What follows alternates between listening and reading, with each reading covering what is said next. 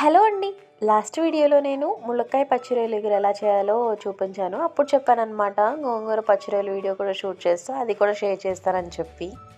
So, యాక్చువల్‌గా నాకు గోంగూర అంత ఇష్టం ఉండదనమాట. ఉత్తిగా వండితే అలాగా. సో, పచ్చి రొయ్యలు వేసి చేస్తే నాకు చాలా బాగా నచ్చిద్ది. సో, ఇప్పుడు రెసిపీ ఎలా చేయాలో చూద్దాం.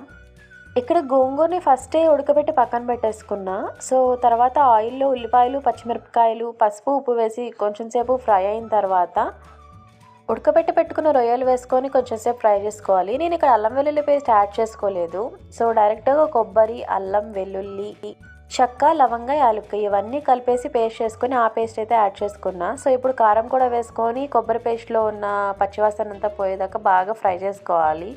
సో, ఇప్పుడు కొంచెం ఆయిల్ సెపరేట్ అయిన తర్వాత సరిపడా వాటర్ వేసేసుకొని బాగా కలుపుకొని మూత పెట్టేసుకోవాలి. సో, మసాలాలో ఉన్న ఆయిల్ అంతా సపరేట్ అయిపోయిన తర్వాత ముందుగానే పెట్టుకొని గోంగూర అయితే వేసుకొని బాగా కలుపుకోవాలి.